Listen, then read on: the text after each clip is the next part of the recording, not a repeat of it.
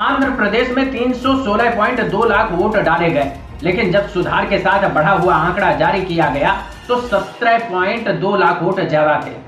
महाराष्ट्र में कुल 413 लाख वोट पड़े, लेकिन जब फाइनल आंकड़ा आया तो 16.7 लाख बढ़ गए।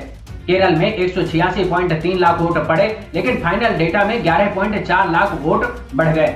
असम में 189.6 लाख कुल वोट पड़े और फाइनल आंकड़ों में 10.3 लाख वोटों की संख्या बढ़ी। पश्चिम बंगाल में 250.9 लाख वोट पड़े, लेकिन फाइनल आंकड़ों में 7.8 लाख वोट बढ़ गए। कर्नाटक में 379.5 लाख वोट जनता ने डाले, लेकिन फाइनल आंकड़ों में 7.1 लाख वोट बढ़ गए।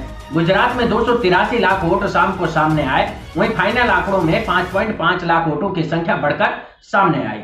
बिहार में 202.8 लाख कुल मतदान हुआ, लेकिन फाइनल आंकड़ों में 4.6 लाख वोटों की संख्या बढ़ गई। मध्य प्रदेश में 374.2 लाख वोट कास्ट हुए, लेकिन फाइनल आंकड़ों में 4.3 लाख वोटों की संख्या बढ़ी।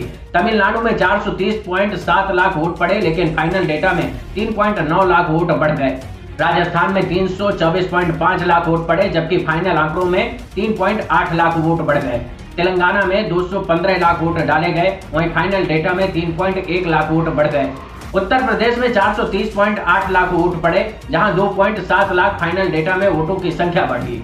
छत्तीसगढ़ में 148 लाख वोट पड़े, जहां 2.4 लाख वोटों की संख्या बढ़ने के साथ 150.4 लाख कुल वोट हो गए।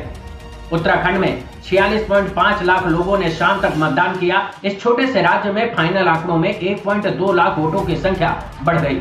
मणिपुर में 14.7 लाख वोट कास्ट हुए। इस राज्य में भी 1.2 लाख वोटों की संख्या बढ़ी। ओडिशा में 46.5 लाख वोट पड़े, लेकिन फाइनल आंकड़ों में 1.1 लाख वोट बढ़ गए। ऐसा नहीं है कि फाइनल डेटा में बदलाव नहीं होता है, लेकिन कई दिनों की देरी और उम्मीद से ज्यादा बढ़ा हुआ मार्जिन वोट लोगों को हैरान कर रहा है। तो जब 17C साइन हो गया, रात 12 बजे तक का वोटिंग टर्नआउट लॉक हो गया, एक बाकायदा डॉक्यूमेंट सामने आ गया, 7 बजे रिटर्निंग ऑफिसर ने उसे सबमिट कर दिया, तो ये जो 3 से 4% का हाइक हुआ वोटिंग परसेंटेज में, ये कहां से आया? ये कहां से आया? ये तो मैं भी आपके साथ बैठ के सवाल करना चाहूंगा।